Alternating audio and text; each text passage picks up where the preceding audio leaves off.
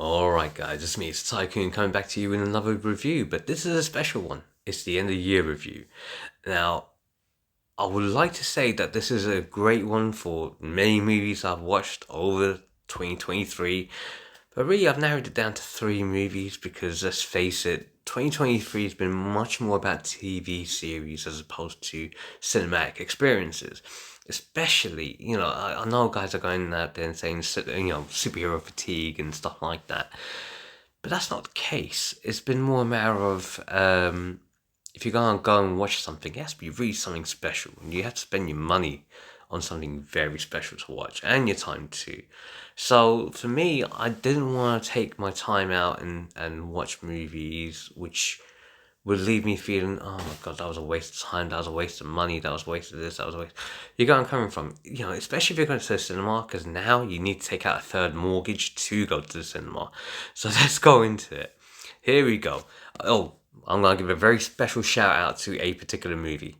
So my shout out to this movie is Sisu on Netflix, still streaming currently, and it's still a brilliant, no-nonsense movie. If you love your action genre, definitely you will enjoy this one. Let's go into the reasons why. No nonsense, brutality, and Nazis getting killed off in the best way possible. So, win-win-win. And cinematically, it was beautiful to watch as well. So yeah, check out Sisu. But that's my honorable mention for this year, for 2023. So for my best animated movie of the year, let's face it, there was a lot of animation out there, but many of them just didn't hit the mark. But this one did. Spider-Man Across the Spider-Verse. If you haven't watched the first one, you haven't watched my review on any of the two of them, what is wrong? Why have you not watched this movie yet? This is a magnificent, almost perfect movie. If you're a Spider-Man fan, if you're not a fan of Spider-Man, you will enjoy this, because this is what superhero movies are supposed to be like. Character driven, well done, great amount of action, and no subliminal, subverting characters or bringing in real world politics that is not in the original story. These guys kept to the characters and the storyboard with a great amount of humor as well. And you know what? That's what was needed in cinema today. Just stick to the source material. Don't need to go about and try and change the script up. People want to see the source material brought to life. When we're looking at finishing off something, we finish it off with a bang. And John Wick Chapter 4 gave nothing but bangs. He was shooting everything up. This movie just took, how can you take a gritty franchise up to the next level? You go superhero mode. You go God mode. This is what happened with John Wick Chapter 4. Rarely did Keanu Reeves speak in this movie.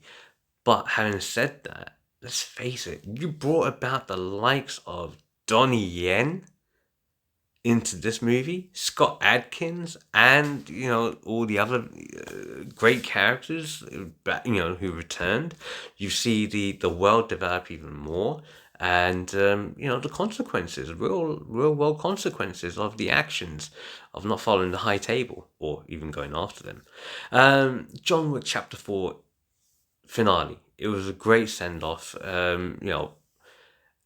hope that's what they've done, and they don't try and resurrect him. And if they do, then I hope if they die in a good way. They don't do it in some cheesy, stupid.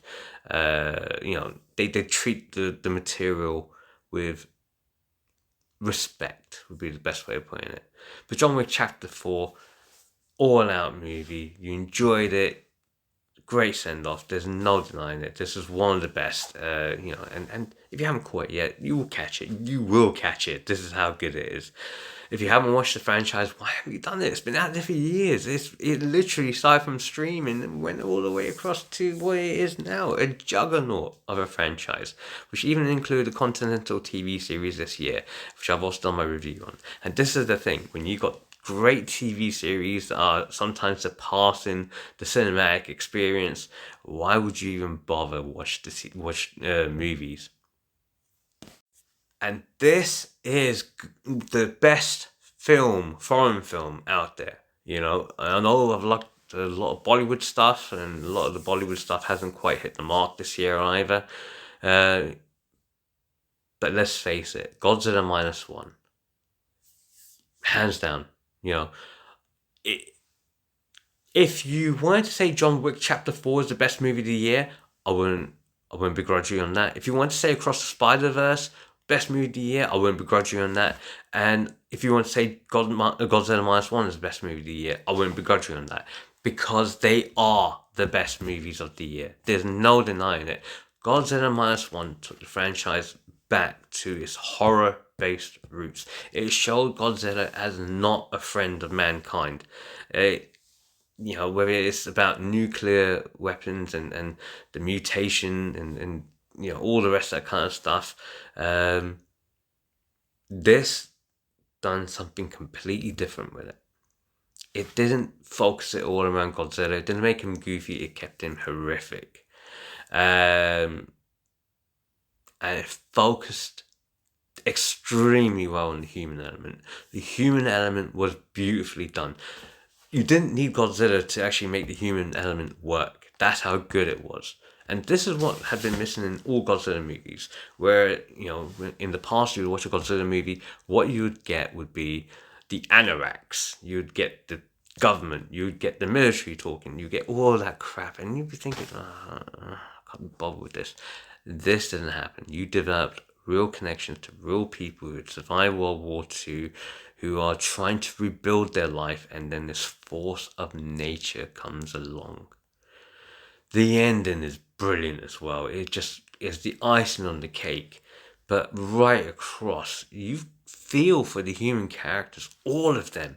And the way how the military does band back together, it's not the military. It's guys that fought in Second World War who lost and came together because they wanted to make sure that this force of nature would not come back and destroy. And the destruction that Godzilla brings about, oh my god. Japan brought its A game to this movie. Beautifully acted, beautifully written, excellent directing, shot so well, and it shows that Godzilla is not trying to devour humans. He just wants to destroy anything and everything along this way. He's a dick in this one, but a regenerative dick, and that's the one thing that they've done at the end. It's perfect movie, and you know what? 2023 didn't have a great deal of good movies that you could go out to watch. Many of them were just short and simple, formulaic would be the best way of putting it. Especially things like Blue Beetle, so on and so forth, or what we've seen with Aquaman 2. It's just not pushing the boundaries, not doing anything, not even sticking to the source material. Whereas TV shows like Invincible has stuck to the source material, and you've seen it brought to life. You've seen The Boys taking a little bit more liberties with the source material, but to a better, to improve the viewing experience. And this is what cinema needs to do. Go back to the source material if you're going to do comic book movies. Take out your agenda-based ideology. Just stick with the source material and enjoy it. And I hope that cinema can get back to a great standpoint in 2024. As always, guys, if you're watching this on any platform out there, give me a like, give me a follow. Let me know. Hit me up in the comments. Let me know what was your best movie of 2023. And if you don't know how to do that, then you need to go back to school. So says the Tycoon.